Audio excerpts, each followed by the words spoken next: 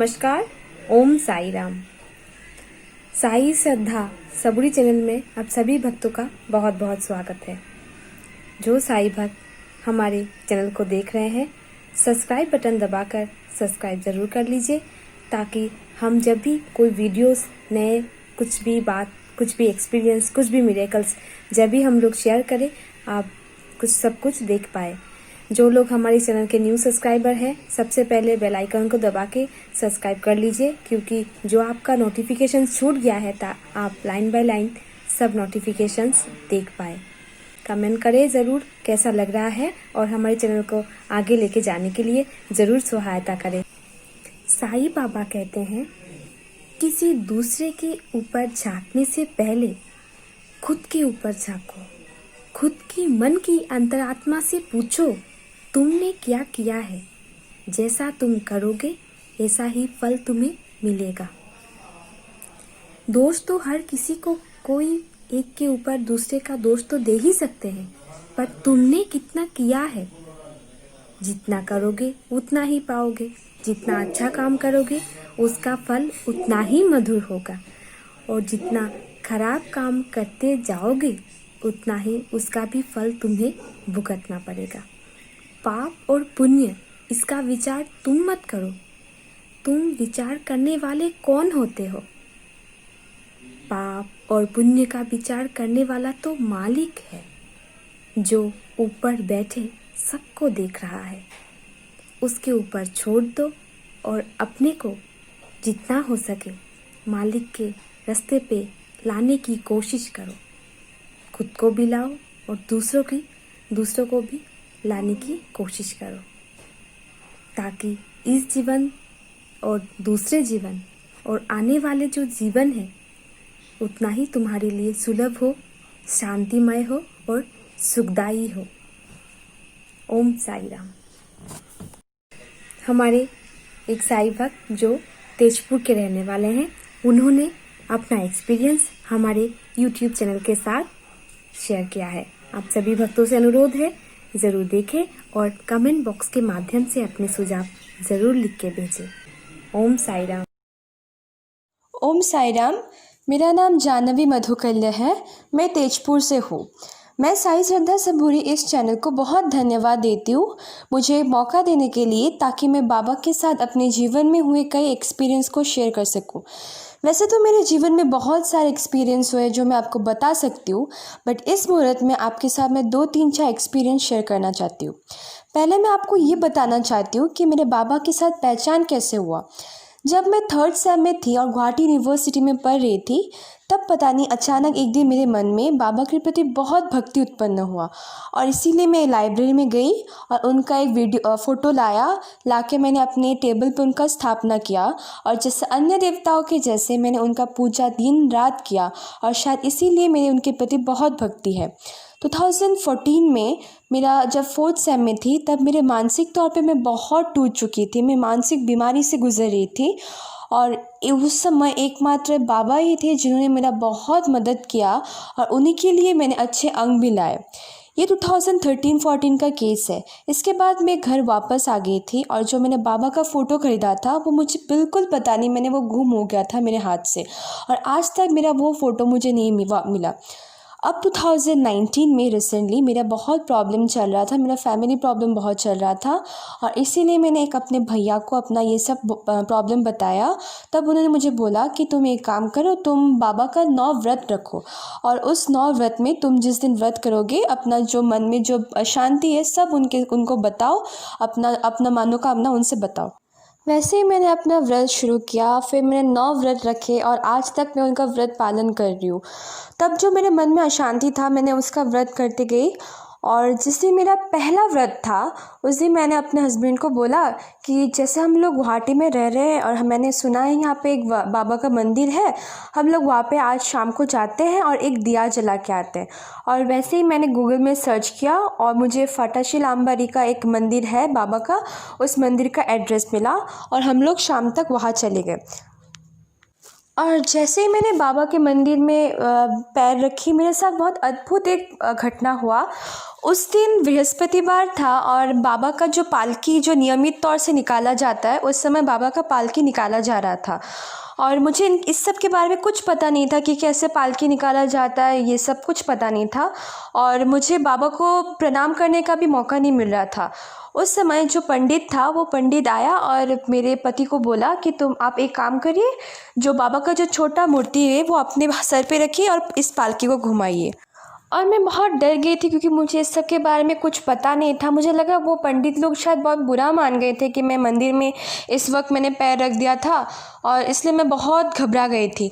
But आज मुझे याद होता है कि वो उस दिन का मेरा बहुत सौभाग्य था कि मुझे एक मौका, मेरे पति को मौका मिला कि बाबा का जो छोटा सा मूर्ति है वो मूर्ति अपने सर पे उठाया और बिठा के सीढ़ी तक नीचे लाया और बाबा के पालके में उनको रखा। और मुझे बहुत खुशी हुआ कि मेरे व्रत के पहला दिन इतना अच्छा काम मेरे साथ हुआ, मेरे पति को ये मौका मिला। और उसी खुशी के माध्यम से चलते मुझे बाबा के और व्रत पालने का और इच्छा गया और मैं उनका व्रत पालते गई आज तक। इसके लिए मैं बाबा को बहुत बहुत धन्यवाद देती हूँ, जो मुझे इतना खुशी दिया, मुझे इतना सौभाग्य दिया कि पहले दिन उनके मंदिर में आते ही मेरे मन में उनके प्रति और जितना भक्ति था उनका दुगना हो गया। और आज तक मैं उसी भक्ति के चलते मैं हर रोज़ उनका प्रार्थना करती हूँ, हर रोज़ उनके बारे में जानने की बहुत कोशिश करती हूँ। इन सब के चलते मुझे बाबा को जानने का बहुत उत्सुकता मेरे मन में आया और मैं उनके बारे में बहुत जानना चाहती थी कि बाबा कौन है, कहाँ से आए, उनका बैकग्राउंड क्या है, सब कुछ मुझे बहुत जानने का मन था। मैं जब यूनिवर्सिटी में थी, जब मैं एमए कर रही थी, तब मैंने जब व्रत रखा था तब मुझे थोड़ा बहुत पता था, बट इतना नहीं पता था। और इसीलिए मैं इसके बाद मैंने बाबा के जितने भी यूट्यूब के चैनल हैं सब मैंने देखने लग गई थी, उनकी किताबें पढ़ने लग गई थी, ताकि मुझे उनके पता चले कि वो कौन हैं, वो अपने भक्तों को कैसे सहायता करते हैं, कैसे उनके मुसीबतों को दूर करते हैं, ताकि मैं भी उनके पास जा सकूं, उनके भक्ति को और अपने मन में लगा सकूं। इसके बाद मैंने बहुत सारे यूट्यूब चैनल देखा और उनका लोग जो बाबा के लिए अपना जो एक्सपीरियंस शेयर करते हैं वो मैंने बहुत सारे यूट्यूब चैनल में देखा, उनका जाना। और मैं इतना देखने लगी कि मेरे पास बहुत सारे एक्सपीरियंस का ज्ञात हुआ। मुझे पता चला कि बाबा अपने भक्तों का कष्ट कैसे दूर करते हैं। ये सब एक्सपीरियंस देख के मेरे बाबा के प्रति मेरा और उत्साह बढ़ गया और भक्ति, श्रद्धा, सबूरी सब बढ़ गया। और मैं बाबा के प्रति और काम करना चाहती थी, उनके बारे में और जानना चाहती थी। ये मेरा पहला एक्सपीरियंस था अपने जीवन में बाबा के साथ। और वैसे ही यूट्यूब का चैनल देखते देखते मुझे एक दिन साईं बाबा का जो उधी है, विभूति है, उसके बारे में पता चला। वैसे ही मेरे जैसे और एक साईं भक्त अपने एक्सपीरियंस शेयर कर रहे थे और तब उन्होंने अपने एक्सपीरियंस में बताया कि जो बाबा का विभूति है वो अद्भुत चमत्कार काम करते हैं। उनका शायद कोई प्रॉब्लम था, जो उस प्रॉब्लम से वो बहुत तड़प रहे थे, और जैसे ही उन्होंने वो विभूति लगाया अपने शरीर में, वो अचानक से इतनी दिनों का प्रॉब्लम वो अचानक से गायब हो गया था। और मानो ये एक्सपीरियंस मैं सुन के मैं बहुत आश्चर्यचकित हो गई थी। मुझे विश्वास करना मेरे लिए बहुत कष्ट था कि मैं कैसे विश्वास करूँ कि उधी लगा कि लोगों का इतना बड़ा प्रॉब्लम गायब हो सकता है। तब मैंने सोचा कि शायद हाँ, ये हो सकता है कि उधी लगा के लोगों का प्रॉब्लम ख़त्म हो सकता है, इसमें कोई बुराई तो नहीं है। और इसी के चलते ही मैं एक दिन अपने किचन में काम कर रही थी और काम करते करते अचानक मेरा हाथ कट गया। और वो हाथ कटने के बाद मुझे बहुत दर्द हुआ, मुझे पता नहीं चल रहा था कि मैं क्या करूं। और उसी वक्त मुझे याद आया कि जैसे कि उस औरत ने अपने कष्ट दूर करने के लिए बाबा का उधी अपने हाथों में लगाया था, क्यों ना मैं भी ऐसे एक बार करके देखूं। और वैसे ही मैं गई और उधी जो है अपने हाथों में लगाया। और उधी को लगाते वक्त मैंने बाबा से अपने प्रार्थना की कि बाबा, मैं पहली बार आपके ऊपर विश्वास करते हुए मैं ये उधी लगा रही हूँ। मुझे आपसे बहुत निवेदन है, विनती है कि आप मेरे ये विश्वास ना तोड़ो। आप मेरे ये जो दुख है, मेरा जो दर्द हो रहा है काटने के बाद, उसे आप कमा दीजिए। इसके बाद मैं शाम को दिया जलाने गई और मैं नियमित तौर में जैसे बाबा का जप करती थी वैसे मैं एक माला लिया और मैंने जप करना शुरू कर दिया। और जप करते बाद मेरे मन में एक प्रथा आया कि मैं कैसे जप करूं, मेरे हाथ में तो दर्द है। तो इसीलिए मैं जो उधी था मैंने लगाया और मैं सब कुछ भूल के मैं जप करने लग गई, माला जप करने लग गई।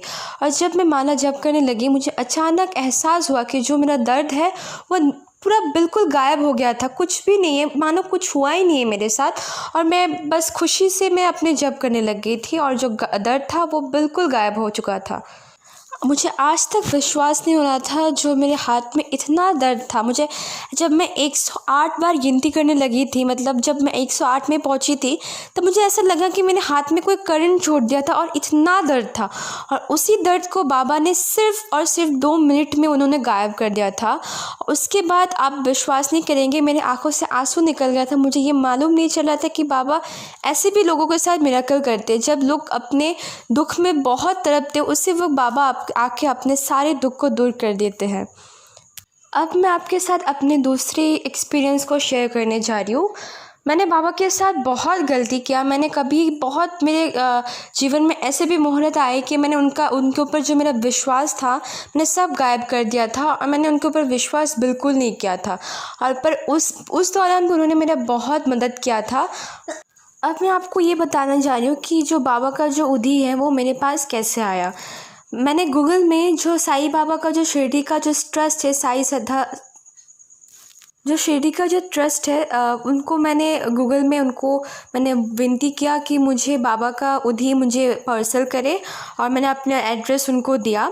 और वो जो उदी का जो पार्सल था, उदी के साथ एक फ़ोटो भी आया था जो मेरे लैंडलॉर्ड को मिला।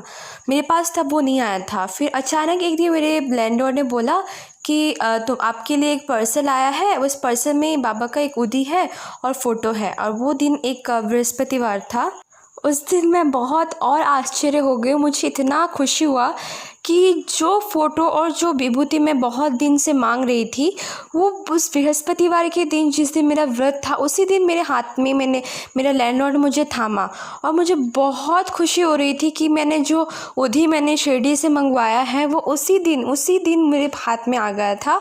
और वो उसको देखते मेरे बाबा के प्रति और भी भक्ति आ गया था। वैसे एक दिन मेरे मम्मी पापा मेरे घर पे आए थे और उनको साईं बाबा के प्रति कोई मतलब उनके बारे में वो जानते नहीं थे वो कौन थे। तो मैंने उनको बोला कि एक काम करते, आप सबको हम अपने मंदिर जो है VIP रोड में, वहाँ पे आपको लेके जाते, आपको पहचानते, आपको दिलाते कि वो कौन है, आप कैसे उनको पहचान सकते हो। और उसी दिन मेरे जो एक छोटा भाई है उसका तबीयत बहुत ख़राब था। उसको हमने बोला कि तुम एक काम करो, तुम मेरे साथ चलो, हम मंदिर हो के आते हैं। वो बोल रहा था कि उसको बिल्कुल जाने का मन नहीं था, वो बिस्तर से उठ नहीं पा रहा था। और तभी मैंने उनको बोला कि तुम चलो, तुम जाओ कि तो देखो मंदिर में, तुम्हारा हो सकता है तुम्हारा जो बीमारी है, जो तुम्हारा तबीयत ख़राब लग रहा है, वो उसी बहुत ख़त्म हो जाए। तुम तो चलो, चल के देखो मेरे साथ कैसा लगता है मंदिर पे। फिर हम मंदिर पहुँचे और हम मंदिर में घुसे। वहाँ पे जाके हम बाबा को पूजा करने लग गए। बट बहुत दुख की बात थी कि तब उस वक्त मेरे भाई जो था वो गाड़ी से उतर नहीं रहा था, उसका तबीयत उसका साथ बिल्कुल नहीं दे रहा था। फिर हम उसको वहाँ पर छोड़ के हम मंदिर पे गए, फिर पूजा किया। फिर मैंने अपनी मम्मी को बताया कि मम्मी एक काम करो, आप उसे लेके आओ, कैसे भी करके लेके आओ और उससे बोलो कि बाबा का एक बार प्रणाम करें। तो फिर हम कैसे भी उनको मनाया, भैया को मनाया, फिर उसको हम लाए मंदिर में। उसको बोला कि तुम एक काम करो, बाबा का पैर छुओ। तो वो झुका, बाबा का पैर छुआ और उसके बाद हम सीढ़ी से उतर गए।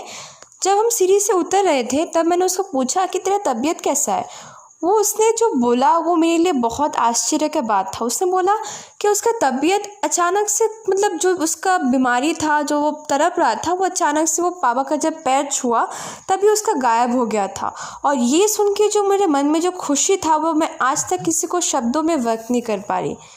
उस दिन जो भैया का तबीयत ख़राब था वो इतना जल्दी ख़त्म हो गया, बस बाबा का पैर छूते ही। उसके बाद मुझे ये एहसास हुआ कि जो आज हम लोग जानते हैं कि बाबा के बारे में, जो श्रद्धा और सबूरी, ये 2 चीज़ बाबा के लिए बहुत महत्व रखती है। जो भी बाबा का भक्त है उनके पास ये 2 चीज़ बहुत होना अनिवार्य है। उनके पास श्रद्धा होना चाहिए बाबा के प्रति और थोड़ा सा सबूरी, थोड़ा सा वक्त। हाँ, आपका जो दुख है, आपका जो दर्द है, उसे घटाने में, उसे जाने में 5 मिनट का वक्त नहीं लगता। थोड़ा सा सबूरी होना चाहिए। आज नहीं तो कल आपके दुख तो ख़त्म हो ही जाएंगे। वही चीज़ हम अपने हाथ में रखते हुए बाबा के प्रति अगर अपना ध्यान रखें, हमारे मन में जो भी दुख है हमेशा ख़त्म हो जाते हैं। अंतिम में आपके साथ मैं और एक चीज़ बोलने जा रही हूँ। जब मैं शादी होकर अपने ससुराल में आई तो मुझे बहुत बुरा लगा कि उनको साईं बाबा के बारे में पता नहीं था, उनके घर में साईं बाबा का कोई फ़ोटो नहीं था।